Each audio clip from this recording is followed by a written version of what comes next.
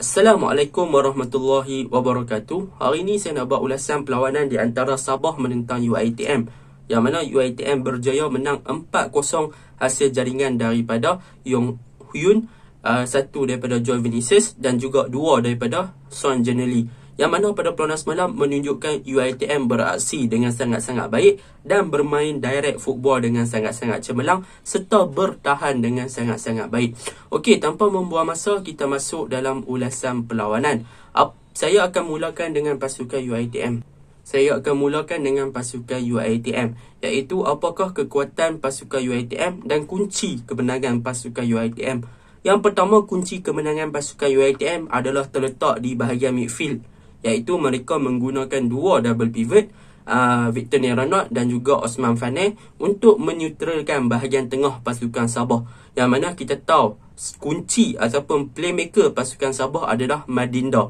Jadi apabila pengurus ataupun coach UiTM nampak yang playmaker Sabah adalah Madinda, dia dengan secara logiknya meletakkan Victor Neronot dan juga Osman Faneh untuk bermain sebagai defensive midfielder. Sebab apa? Sebab untuk memastikan yang Levi Madinda ni tak boleh nak create game dan dia tak boleh nak link up dengan Ivancic di bahagian serangan. Dan perkara itu membuahkan hasil apabila Victor Neronot dan juga Osman Faneh beraksi dengan sangat-sangat cemerlang sebagai double pivot, yang mana mereka berjaya memberi tekanan yang tinggi kepada pemain midfield Sabah. Ketika Madinda pegang bola, mereka terus pressure, mereka tak memberi ruang kepada Madinda untuk melakukan through ball ataupun untuk bermain bersama dengan Ivancic di bahagian serangan. Jadi benda tu telah menyukarkan Madinda untuk beraksi ataupun mencari Ivancic melalui kawasan tengah. Jadi mau tak mau, Madinda terpaksa untuk memulakan ataupun untuk menggerakkan serangan, baik menggunakan bahagian sisi kanan ataupun sisi kiri,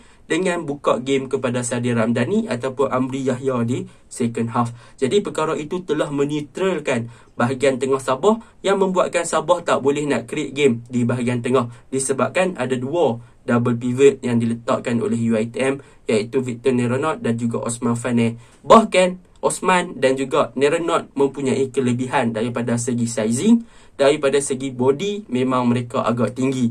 Memang Madinda tak akan lepas untuk lawan dengan dua player ni yang beraksi sebagai defensive midfielder. Bahkan daripada segi speed dan juga pembacaan game, Osman Faneh dan juga Victor Neronot adalah dua player yang sangat-sangat cemerlang, yang mana mereka mampu untuk membaca game dengan laju dan mereka faham apa yang akan cuba dilakukan oleh pemain-pemain Sabah ketika itu. Itu adalah kunci dan juga kemenangan untuk pasukan UiTM. Yang kedua, kekuatan UiTM juga terletak di bahagian midfield, iaitu Dennis dan juga pemain Korea Yong Hyun, yang mana dua player ni beraksi dengan sangat baik sebagai attacking midfielder. Kita boleh tengok mereka berdua mendominasi bahagian serangan UiTM dengan sangat cemerlang.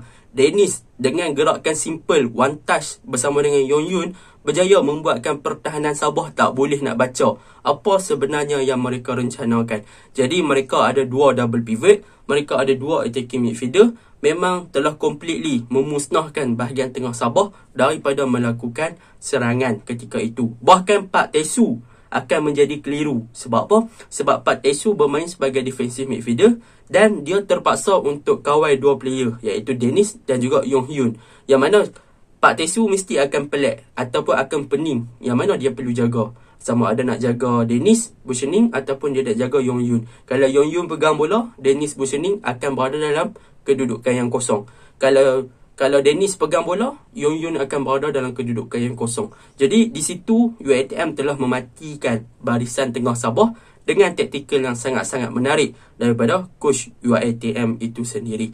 Yang ketiga, apa yang boleh saya katakan kekuatan UiTM adalah mengenai defending department mereka, iaitu back four mereka yang diketuai oleh Kuzaimi. Pada perlawanan semalam, mereka beraksi dengan defensif yang sangat baik. Mereka bertahan dengan sangat baik. Yang mana ketika Sabah melakukan gerakan-gerakan di bahagian kanan, bahagian kiri, mereka berjaya untuk block crossing yang cuba dilakukan oleh pemain-pemain Sabah. Mereka berjaya intercept cutback yang dilakukan oleh pemain-pemain Sabah. Jadi memang defend pasukan UiTM ni sangat-sangat cemerlang pada perlawanan semalam untuk mematikan serangan dan juga crossing serta hantaran pendek yang dilakukan oleh pemain-pemain Sabah. Bahkan UiTM punya goalkeeper Zamir Selamat juga beraksi dengan sangat cemerlang pada peluang semalam, yang mana beliau berjaya menepis dan juga tangkas untuk menghalang percubaan-percubaan berbahaya daripada pemain-pemain Sabah.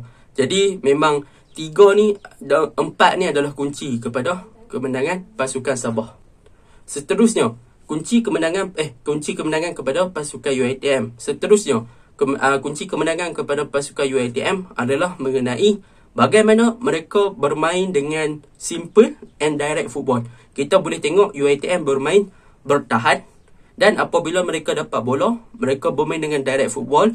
Mereka mencari Joel Vinicius, mereka mencari Sean Giannelli di bahagian hadapan.